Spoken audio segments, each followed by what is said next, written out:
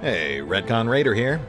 Today's video is dedicated to the Raiders, the fine folks who help make these videos possible, with special thanks to Revenant, Anerdinwarpaint, Antonio Hernandez, Exsellsior, Nathan Welch Jr., and Valinrook.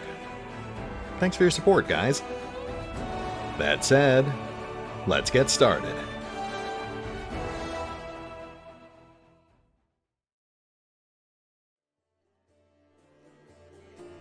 And welcome back to the Pathfinder Wrath of the Righteous beta, as we gear up to go check out the new content that the developers just added to Act 1.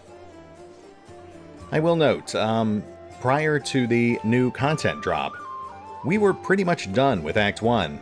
We just had the Siege, the Pitaxian wine cellar, and a quick chat with Nenio left on our list. But now we've got maybe 5 or 6 more things on the checklist. I will warn you, this is going to get a bit talky. A lot of the new content is dialogue-driven. I've taken a look at some of it in advance, and I've tried to parse this out so it should hopefully be relatively evenly balanced out. A couple of conversations, some combat and adventuring, but we'll see how it goes. That said, we do have a fair amount to get through, so let's get to it. We'll start with this cheerful fellow here, Forn Autumn Haze. A tall, fragile-looking elf sits in front of you, eyes closed. He is pale as a ghost. His arm is wrapped in a blood-stained bandage. You spot other bandages on his body under his clothes. But even in such a miserable state, he manages to keep calm. Raising his eyes to meet yours, he says faintly, "I am Forn Autumn Haze, at your service." His pale lips are reddened by blood, but you see no signs of pain or fear in his gray eyes. "Do you need help?" After giving you an intense, cold look, he shakes his head. "Do not trouble yourself on my behalf. A local healer tended to me. Besides, I come from a resilient, sturdy people. My body will endure both the wounds and the poison delivered through them." Oh, okay. I guess that's your famous elven aloofishness. Let's try that again.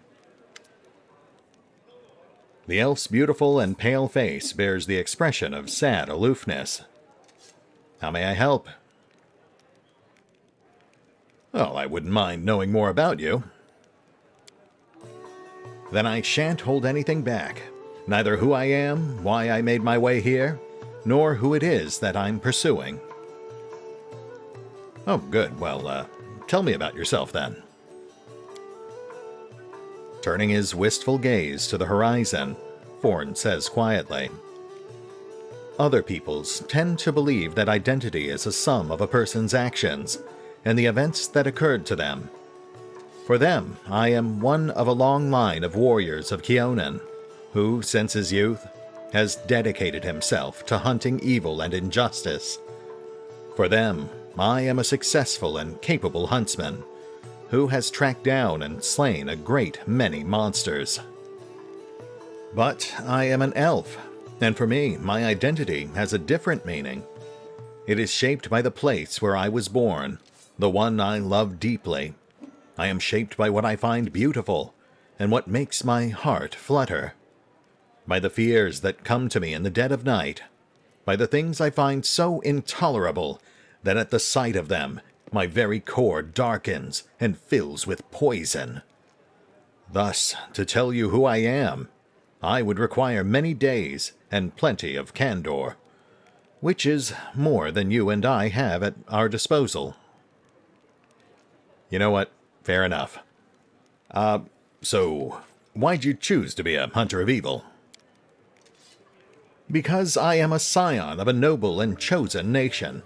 We are sometimes rebuked for our hubris or loftiness, but no one dares doubt our honor. When a crime is committed, we cannot turn a blind eye. If we were to abandon our obligations to oppose evil, if we were to surrender our duty to other races, we would also relinquish our preeminence. Cool.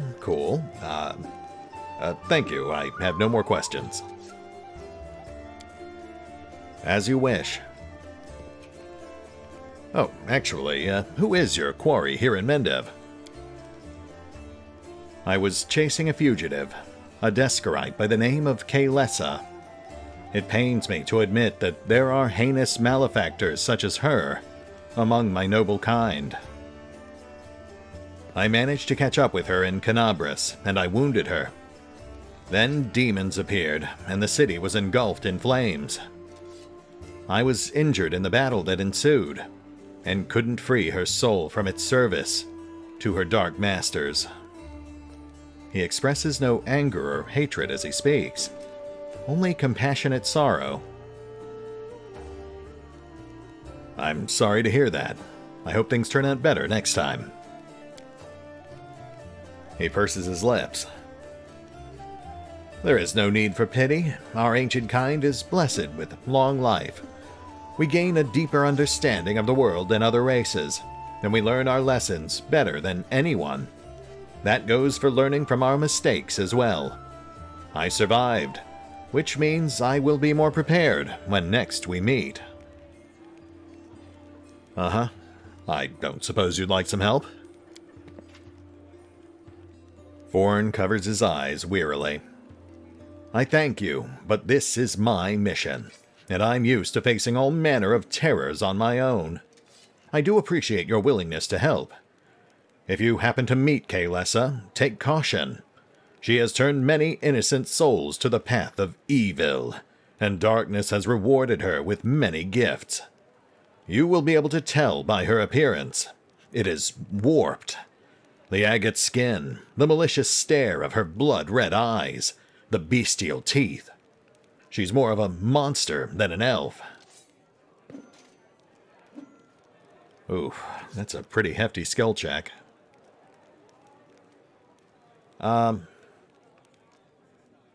Noted. What did you say Kaylessa looked like again? Her skin is dark. Her hair is white like early signs of gray.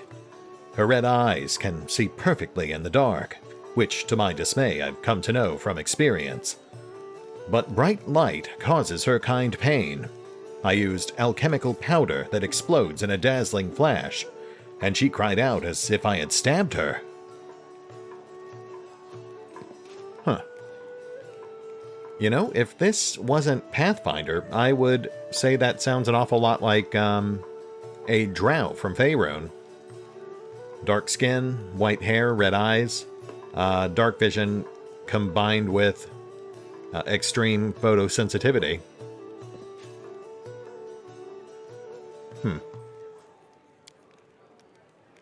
It's clear that this woman is a faithful servant of darkness. The marks that Kaylessa's masters left on her form say as much.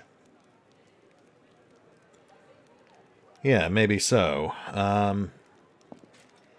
I should go. Good fortune to you. You know, I do vaguely recall the storyteller way back in Kingmaker actually telling us about an offshoot race of elves who were transformed by the Earthfall, the extinction level event that took place like 1,000,000 years ago. So I think Pathfinder does have its own version of Dark Elves. Anyway, let's keep things moving. Boy, I am pleased with you. I asked you to bring me to safety, and that is exactly what you did. Indeed, having a follower to aid me is most efficient, and frankly, pleasing. With you on hand, I shall conquer new horizons, plumb the depths of knowledge hitherto unknown, and scale the dizzying heights of future discoveries. Nenio stops to catch her breath. What I mean is, I'd like to express my deepest gratitude. I foresee immense potential in our future cooperation. Sure, happy to help. Hand in hand, we will unravel the greatest mysteries inaccessible to the minds of ordinary people. Just imagine it, I leading the way, proudly staring into the faces of the gods themselves, and you, my loyal follower, walking behind me every step of the way, writing down my deepest thoughts and admiring the profundity of my intellect. If we hold hands, you won't be able to go in front of me and lead the way. You are the catalyst which, when it reacts with my intellect, will allow the latter to grasp the very essence of the universe itself. Okay, do you always express your delight so effusively? What? Who are you? Nenio stares at you for a while, bewilderment in her eyes, but then it is replaced by recognition. Oh yes, my new follower. So what am I supposed to do? Oh yes, I must provide some verbal encouragement for your as yet modest achievements, and try to induce you to strive for more of such encouragement. That is the principle that underpins any training. She frowns, but only for an instant. Ah, I see. Your modest nature was unsettled by the overabundance of my gratitude. I do apologize for putting you in such an awkward position. I will never praise you again. Unless I forget. Oh, good. Problem solved, I guess? Question mark? But let's get back to the business at hand. Your new assignment will be to take me to the inconspicuous ruins that are located in an even more inconspicuous valley lying between Kenabres and Dresden, as soon as it is reasonably practical. I'll mark the place on your map with a large red cross, so you won't forget it.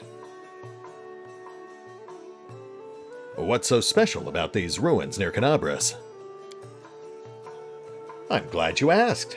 This is my greatest hypothesis, my secret project, and I won't pass up the opportunity to share it with you, because you are my most loyal follower, and you are worthy of possessing such knowledge. Nenio rubs her nose. And also because you are the first person to ever ask me about it. Some time ago, I was walking around the border of the World Wound, and I met a strange person. He was wearing a frayed gray robe, and his face was hidden behind an odd white mask. Of course, I didn't miss the opportunity to ask him about the reasons for his absurd appearance. And do you know what he said to me? He said, "I am the answer, but what is the question?" Then he walked off in the direction of the World Wound. The next day, after I had already forgotten about the first encounter, I had another similar encounter. This time I met an elven woman, judging by the pointy ears sticking out from behind the mask. "I am the answer, but what is the question?" she said, before taking off toward the World Wound. And then I realized. Everything became clear to me. I know a mystery when I see one. Consider this one of my many myriad talents. Nenio rubs the tip of her nose. After all these geysers weren't simply on their way to a costume party, were they? After examining several maps, I determined that they were all heading in one direction. To a place not far from Kenabres, a place which is marked as Nameless Ruins, even on ancient Sarkorian maps. That is where I need to go. Unraveling the secret of that place will be my greatest discovery. It will secure my place in history, or perhaps even in legend. How do you know that's where you have to go? Do you know how to find a beehive in a forest? You need to catch 2 bees, set them free in 2 different locations of the forest, and remember the directions they fly in. Then you take a map and draw lines showing the bees' routes. The place where the lines intersect will mark the location of the beehive. Fascinating, yes? By the way, forest bees do not make any honey. Nenio sighs. I use the beehive principle here, too. For a couple of months, I tracked the strange people in the masks and observed the direction in which they were traveling. I collected the coordinates, mapped their estimated routes, and made a discovery. All the routes intersected at the Nameless Ruins, not far from Kenabres. I see. What do you expect to find there? I haven't the slightest idea. If I knew what was hidden there, I wouldn't be so eager to go. You know, these ruins aren't very far from Kenabres. You could easily get there, all by yourself. Why do you need me? Nenio's eyes seem ready to pop out of their sockets in surprise. Don't you see? This is a legendary secret place. Who knows what may happen to me after I lift the veil and uncover the workings of the universe? My mortal body may be unable to contain all that knowledge, or perhaps I will ascend and become equal to the gods themselves. I need you to write down everything that happens and report my fate to the interested parties in Absalom. And don't forget to praise me as I deserve while you're there. You know, these ruins of yours may turn out to be just that. Ruins. Nenio shrugs. In that case, we'll write this experiment off as a failure and start another one. I don't know which experiment I'll try next. Alright, I guess that was all I needed to know about our task then. Thank you. Well, now you know, so off we go. Nenio frowns. Did I just make a rhyme? Perhaps I've discovered poetic talent in myself? Let's conduct an experiment. Quickly, say any word and I'll try to find a rhyme for it right away. I don't know, Nenio, whatever. Not too clever. Now or never. Not the best rhymes, don't you think? Well, this experiment was unsuccessful. We learned that I have no poetic talent after all. Nenio sighs. But it's no reason to despair. Having a gift of poetry in addition to my inexhaustible intelligence would have been a little too much. Besides, I am catastrophically busy and have no time to spend on writing poetry. You know, you don't have to keep calling me boy. My name is Creed. Creed Ironfang. And that's Kaiser. On the grand scale of world history, your name is irrelevant. I have no reason to remember it. You see, the brain of any given individual can contain only a limited amount of facts. I only expend my memory on things that are truly important. The laws of thermodynamics, divine esoterica, planar geography. Things that will lead Golarion to a brighter future. Nenio rubs her nose. Besides, what if I make a great discovery, but I won't be able to remember it because my memory is full of outdated or useless information? What a nightmare that would be. What a loss for the whole of Golarion. But you do remember your own name, right? Only so I know what to put for the author's name in my encyclopedia. Naturally. Are there any other names worth remembering? There are, and to my deepest regret, there are far too many of them. Nenio heaves a sigh that would befit a grief-stricken old man.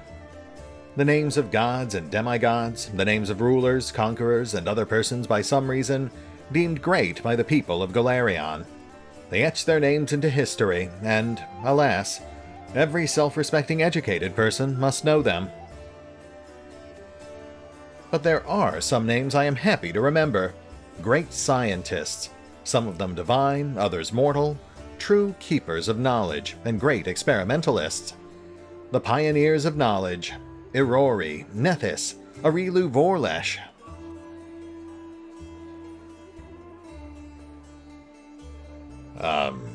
Admiring Arilu Vorlesh is going too far, don't you think? Oh, by no means. She is the greatest of the greatest. Just imagine, she managed to open a rift from Golarion to the Abyss. No one knew how, no one believed it possible, no one even dreamed of such a thing. And she just did it. It was the experiment of the century. Nenio wipes a tear from her eye. I would have been so happy if I could have been in her place. Of course, some part of Golarion's population died as a result of her experiment, and the Crusaders are still wrestling with its consequences to this day, but the very essence of what Arilu managed to do was a breakthrough of cosmic significance, both figuratively and literally. Sooner or later, the world wound will be closed. Peace will return to Golarion. As for the victims of the ongoing war, they will be remembered as unfortunate but unavoidable sacrifices made at the altar of science.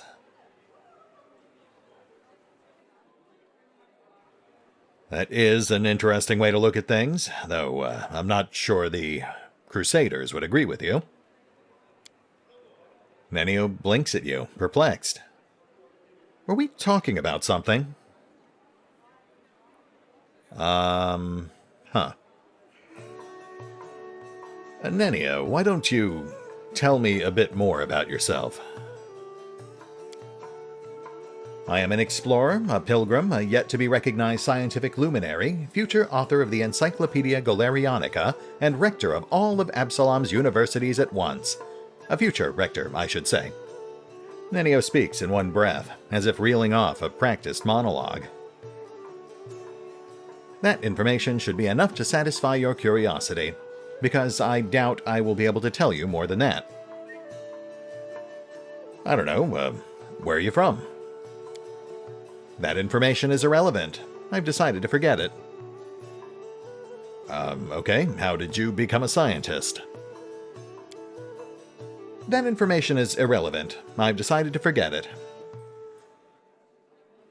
You have a circle tattooed on your shoulder. What does it mean? Nenio casts a sidelong glance at her shoulder. Oh, that. I do not remember the circumstances of its creation, but I like it. I prefer to think of it as a zero, null, nothing, a center point, an origin of coordinates. It reminds me of how much of the unknown the world still has to explore. But you don't remember how you got this tattoo? That information is irrelevant. I've decided to forget it. How can you just decide to forget important pieces of information? This is just one of my many talents. The secret is to stop thinking about the thing you want to forget. And the main thing is not to remember anything you don't need. To filter it. To get right to the essence. I'll teach you someday, unless I forget. Cool. I am very much getting the impression that Nenio just has severe short-term memory loss issues, and she just kind of leaned into it. But, who knows? It is possible that her obsession with studying and understanding things is her overcompensating for her memory issues. Likewise, convincing herself that she's deliberately forgetting things. So, tell me about your encyclopedia. The Encyclopedia Golarionica will be published in 100 volumes, 1,000 pages each, plus the author's addenda, appendices added by future co-authors, and critical commentaries. Addenda indexation is still in question. Nenio looks slightly embarrassed. I just like the number 100, but I'm not sure I'll be able to keep within the established word limit. It will be a magisterial piece of scholarship that will become a part of the mandatory curriculum of every educational institution worth mentioning. In it, I intend to describe every object, item, event, fact, or personality that is present on, or at least somehow related to, Golarion. Oh yes, that does seem realistic. My calculations show that I have completed no more than a 1% of this monumental book. You don't say. Do you remember your parents, your past? Or is that all irrelevant too? All of it is irrelevant in the grand scale of world history. I have no reason to remember such things. Forgetting your origin? Knowing nothing about who you are and where you come from? That's terrible. Nenio stays silent and gives you a puzzled look. What? What were we talking about? All right, Nenio. I'll stop torturing you with all these questions. Eh? what were we talking about? Yeah, that seems about right. Nenio produces a crumpled piece of paper from her sleeve and takes some notes on it. This conversation lasted approximately 5 minutes. She lifts her chin. By the way, did you know that this is the exact same amount of time the Inquisitors of Kenabres need to find a defendant guilty? Actually, it was like 15 minutes, so technically I guess that would be the time it takes them to find 3 defendants guilty. Still, that is just a fascinating bit of trivia. Thank you. But to shake off Inquisitors chasing you takes 5 times as long. That experiment proved that running while clad in heavy armor is not burdensome for them at all. You don't say. And on that note, I think we will be on our way. I do find Nenio both amusing and exhausting. It is kind of a shame we don't have a slot for her in the party, because I would be very curious to see where her story goes. I mean, you could easily assume trauma, but I feel like that's just too simple. I want to say that they would keep us guessing with something more unexpected. Hey guys. You know, one thing that did kind of jump out at me while we were talking to her is that I think she brought up 2 or 3 times the idea that she thinks she's destined to find some secret so great it would, like, overwhelm her mind. And given the way she acts, you have to kind of wonder if that is, in fact, something that has already happened to her. I'm not sure if that's really something they explore in the current build. I haven't played past Act 2. But I am curious to find out.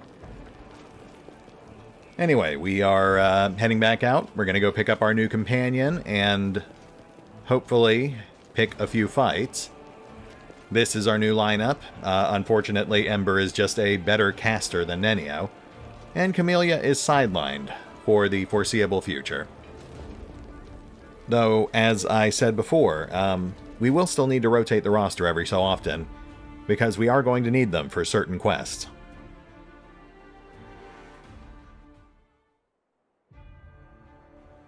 Okay, so first stop. Ancient Trees and Wonders, to pick up our new companion.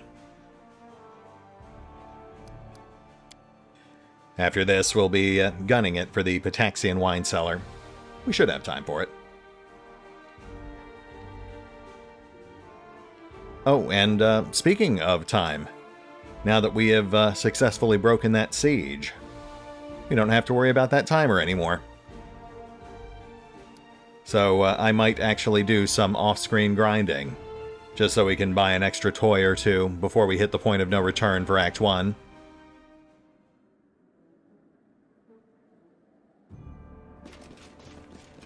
Please, get me out of here.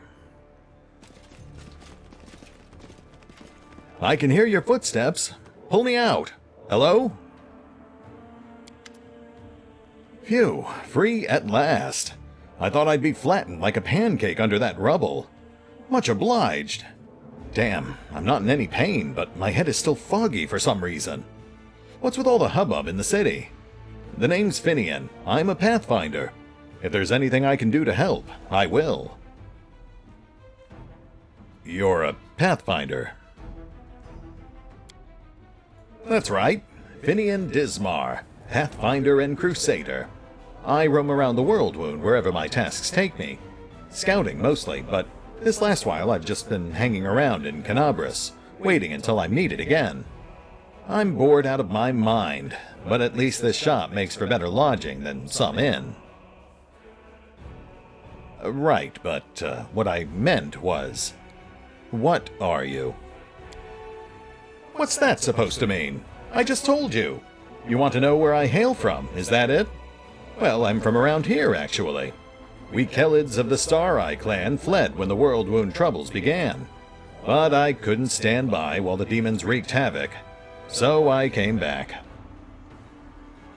Or did you mean to ask about my weapon of choice?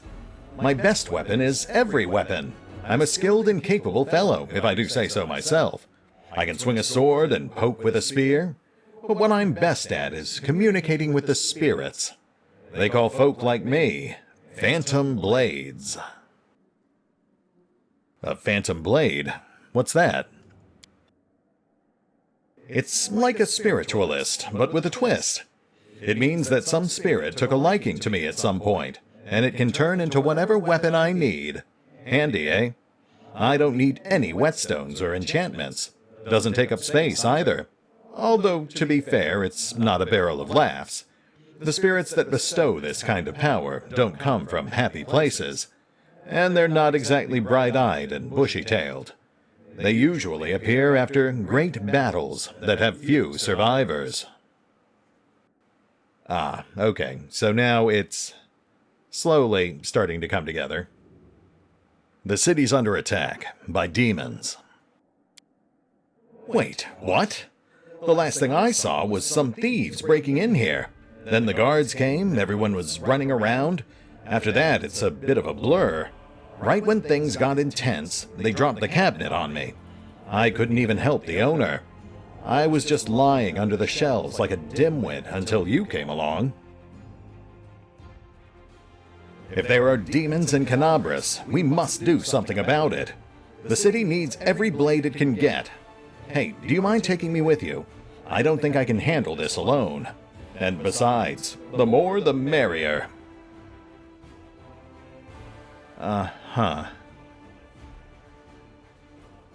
Finnean, how did you end up in this shop? I've been here so long I don't even remember anymore. Just sitting and waiting for any word from the Pathfinders. But it looks like everyone has forgotten about me. The shop owner is an old friend of the Pathfinders, so I've taken up residence here. All right, I'll take you with me. I swear you won't regret it. I can do all sorts of things. Is there anything your party is missing? A sword, a spear, a bow? Just say the word.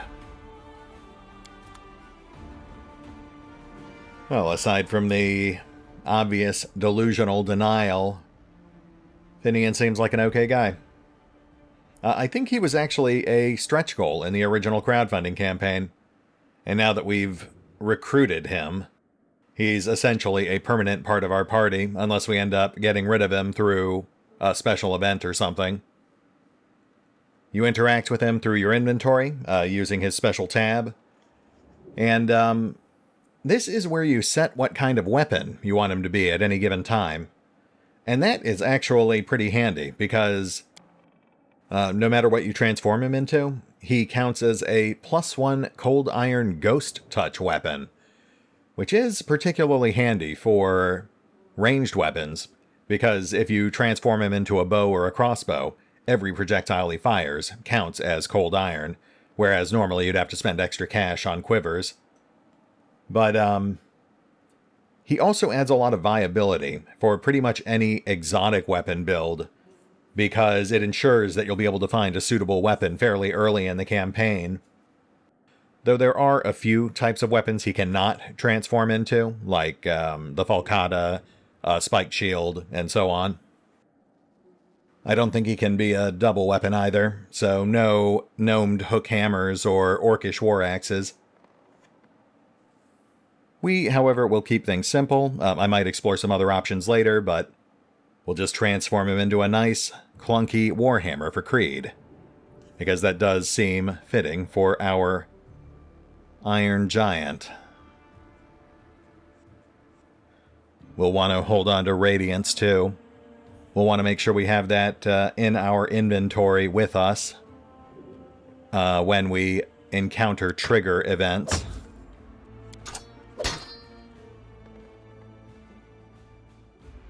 Encumbrance looks good.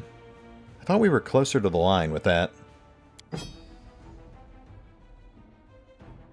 Right, because we have the Mithril Shield this time. Well, that really does make a difference.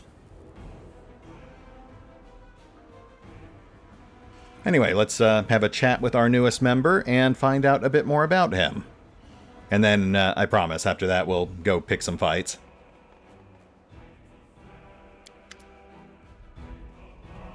Ah, right. As you can see, he is still a work in progress. So, Finnean, I'd like to know more about you. Sure, go ahead, although I haven't really done anything noteworthy yet. Do you realize you're a weapon? What kind of question is that?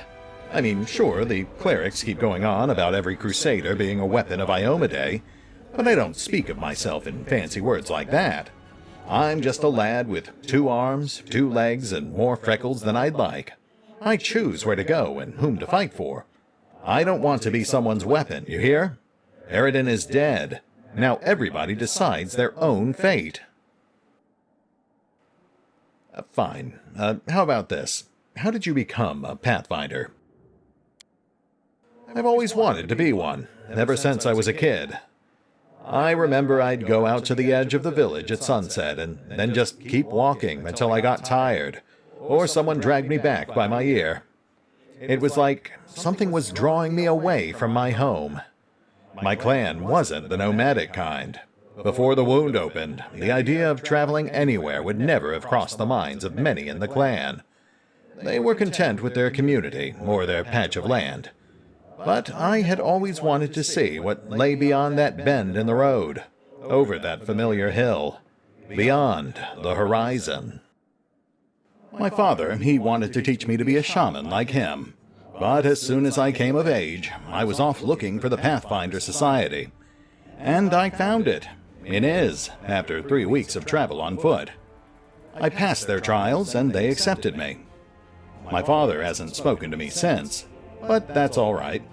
Once he hears of my great deeds, he'll come around. Someday. All I wanted was to rush off to some faraway land and find a treasure trove no one else had discovered yet. But I knew I had a duty to Sargeras. Then the wound opened, the demons, the havoc. In the end, I never went anywhere. But as soon as things calm down, I'm setting off to explore Aslant. I've already decided. Great ancient ruins. That's my kind of life. Being surrounded by the wreckage here is depressing, as I'm sure you know. What do you remember from before you ended up in Kenabres? There is uncertainty in Finnean's voice. I mean, a lot of things happened. I remember how happy everyone was when the Wardstone was placed in Kenabres. That was some celebration. Oh man, that would be the end of the Second Crusade? Finnean is silent for a few moments. And I remember when the cultists took me, cut down my whole party and dragged me to their ringleader. I don't know his name, everyone just called him the Bladesmith. But after that, my memory is all fuzzy.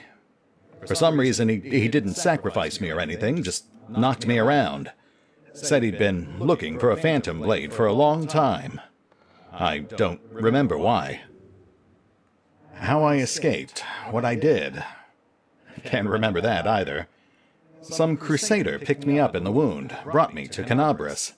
And I was holed up in there since, licking my wounds. Maybe they had a mix-up and now they think I'm dead. Why else would none of them contact me this whole time?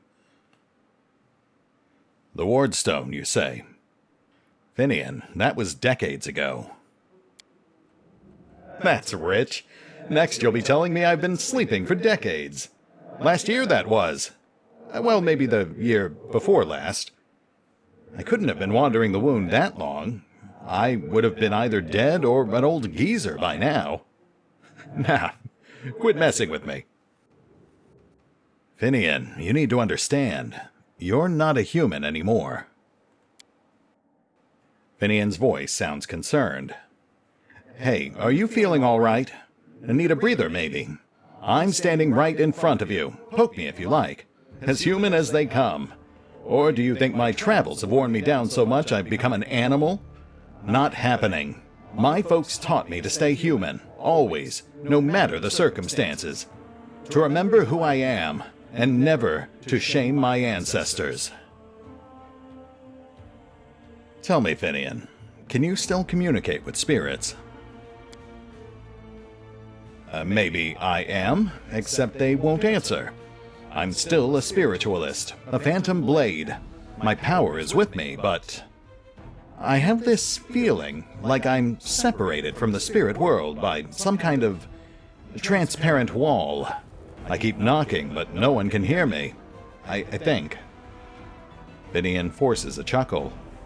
Guess all that bladesmith torture did a number on me. He broke something inside. I do not see this ending well.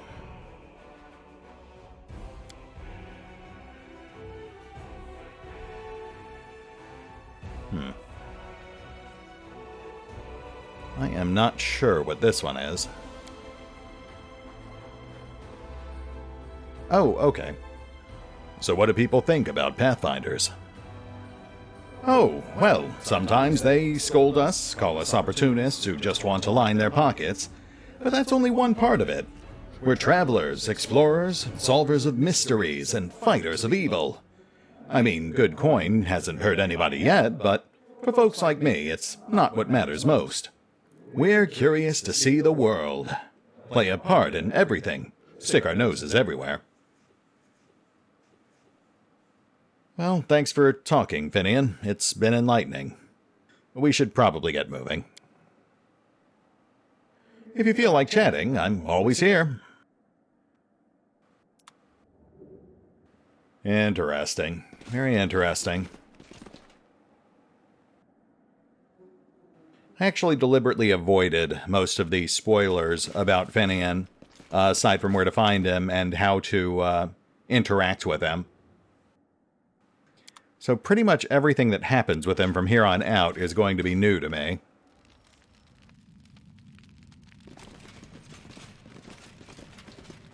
Oh, Philemon's gone.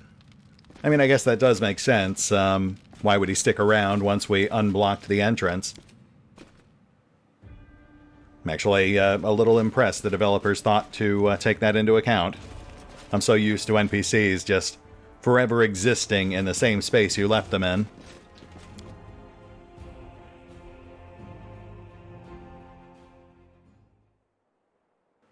At any rate, while we do have some things we need to take care of at the market and the Defender's Heart, we are going to make a beeline for the Pitaxian wine cellar. Because after 40 minutes of non-stop talking, I'm about ready to hit something with my new ghost hammer.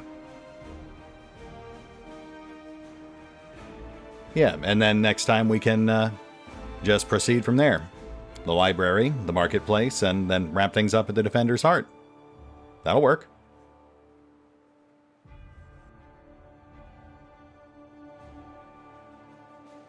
Ooh, random encounter. Yes, please.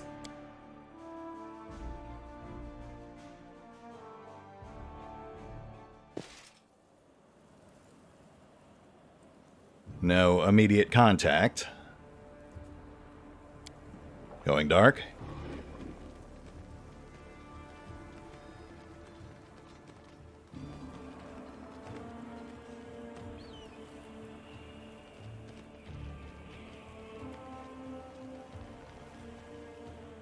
Oh, that's not bad.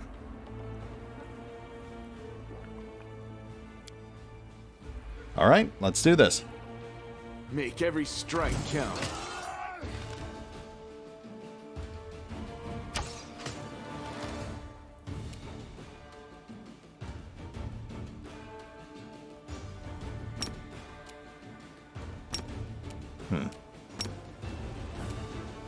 Waldrift's movement seems awfully low.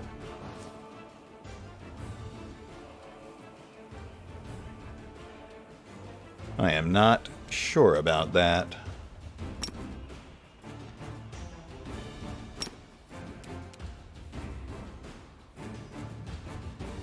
Oh, well now I feel silly. He's still in stealth mode.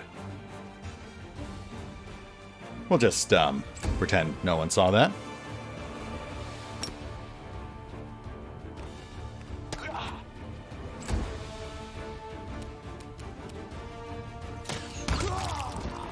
Belt is down.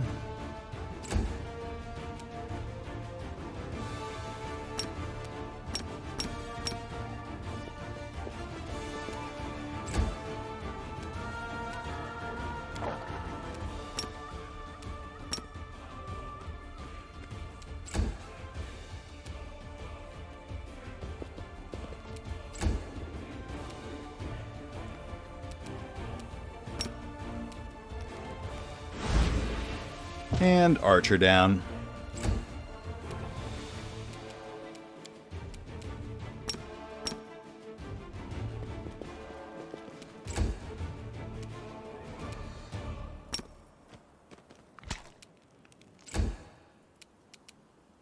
Endure this! Side note, the main reason I don't use stealth mode more often is because it slows your movement so much. I do try to keep these videos moving, even if it doesn't seem like it at times.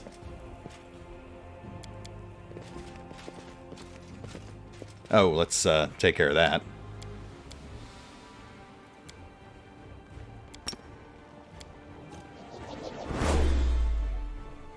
There you go, sweetheart. Moving on.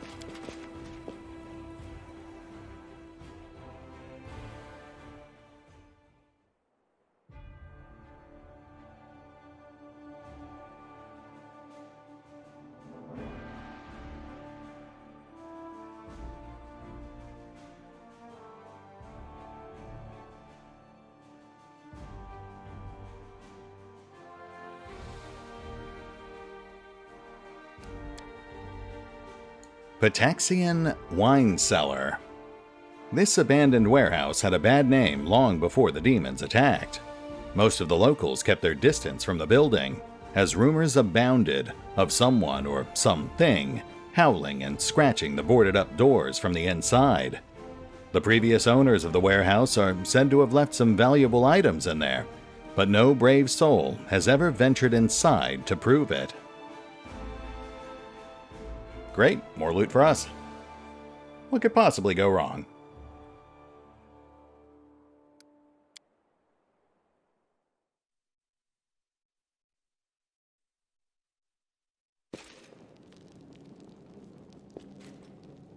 Going dark?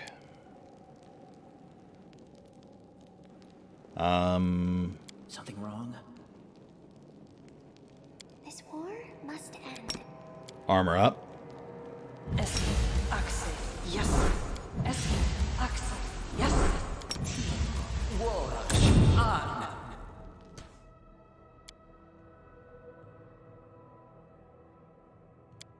Are we in trouble yet? Company? The waiting is never fun.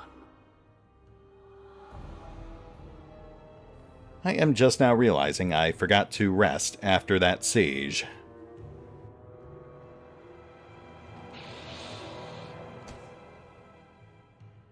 Oh, whites.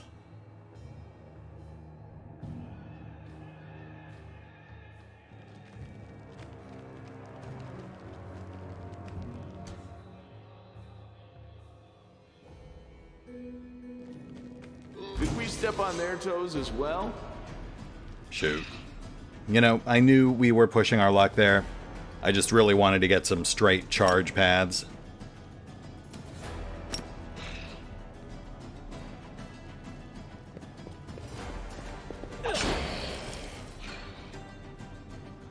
About 40 hit points.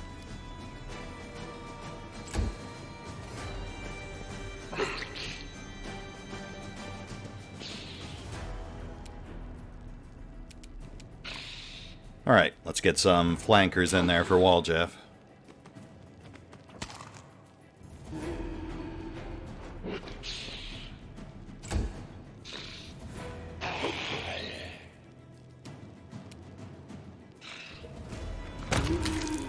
One down. Oh, you know what?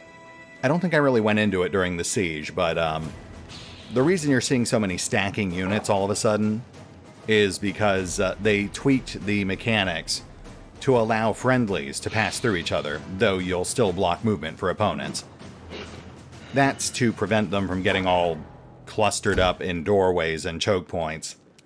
It is a bit awkward, but it's certainly preferable to struggling with every choke point. That's actually part of why I prefer gridded combat over gridless. It generally prevents this sort of thing.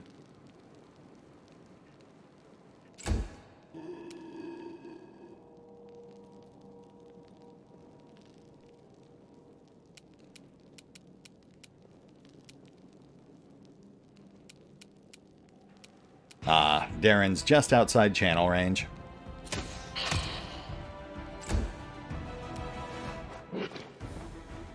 Side note, I'm also going to try to avoid using Slumber on units that would normally be immune to it. It does feel a bit cheaty. Besides, it's past time we started treating Ember like an actual caster.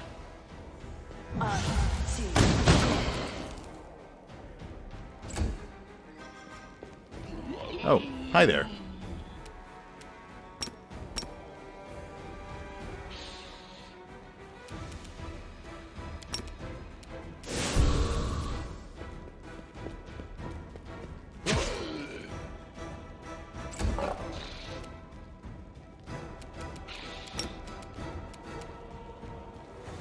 You won't survive me.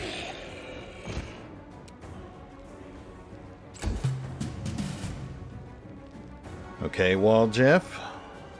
Time to share your treasures! Huh. I was really hoping that would be a sneak attack.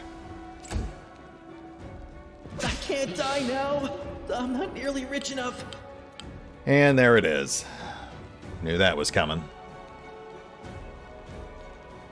Really missing Cam's 30 AC about now.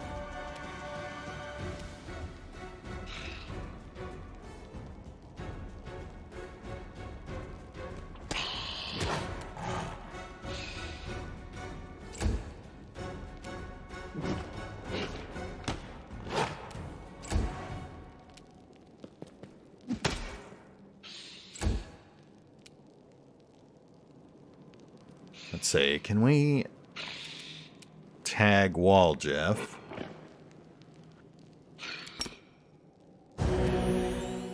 Oh, good. Okay, it did in fact reach him. Not as much healing as I'd like, but we'll take it.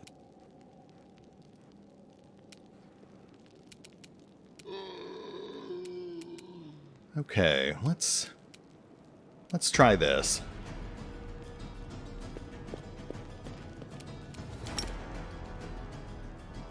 Oh, really? I was really hoping we'd be able to fire off a burning hands through that shelf.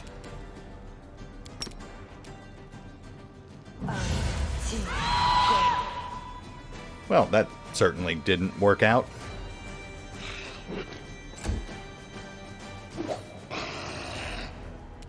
That's fine. I think we're good. The light, take you!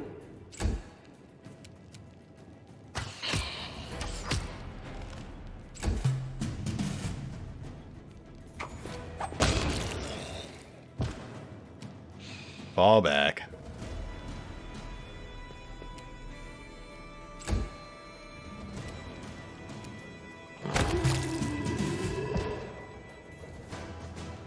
And there we go.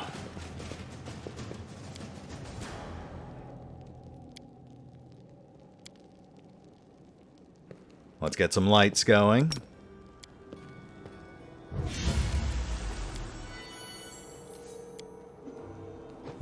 You know, aside from the one level drain, that actually went pretty smooth. Smile, the world's not ending just yet.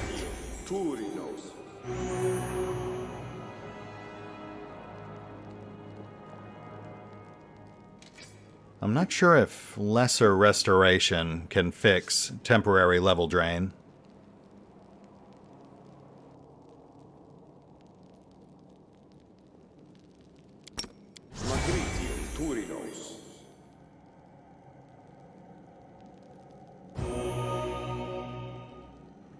Huh, I guess that answers that. No big deal, he can just sleep it off.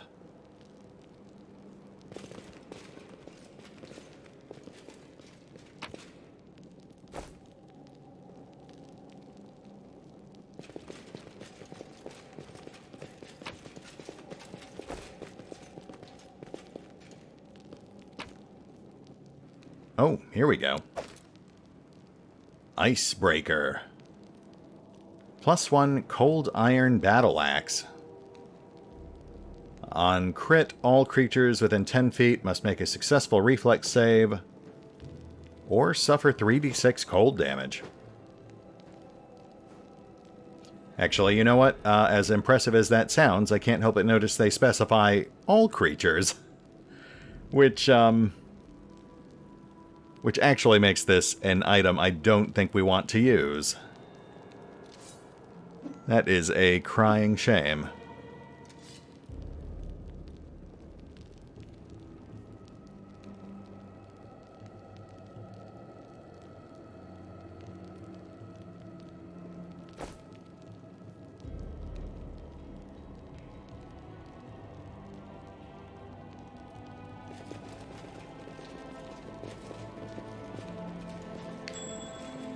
Hello. Orc double axe, really? Tempest. +1 cold iron double axe. Deals 1 additional cold damage with one end and 1 sonic damage with the other. Not the most impressive weapon, but given that Finnean cannot turn into double weapons, that does add some viability for orc double axe wielders. There's got to be at least a few folks who use them.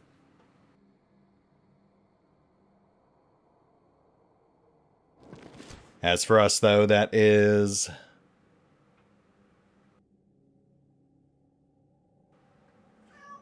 600 gold plus 950. Okay, so we are coming out of this with about 1,600 worth of loot. That's not bad.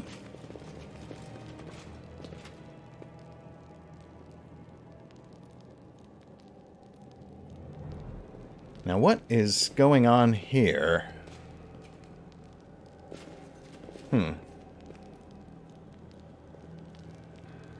Looks like we've got a whole hollow space behind the wall here. But I'm not sure if we're actually supposed to be able to get there. You know, that might just be visual storytelling, like the ruptured sewer line back in the shield maze. That might just be how the whites got into the wine cellar in the first place. Alright, folks. That marks off the 4th item on our 8-item checklist. And it looks like we're coming up on the hour mark, too, so I think this makes for a good break point. Let's go ahead and hit the pause button for now, and we will pick up here next time as we tie off those last 4 loose ends and pave the way for our assault on the Gray Garrison. See you then.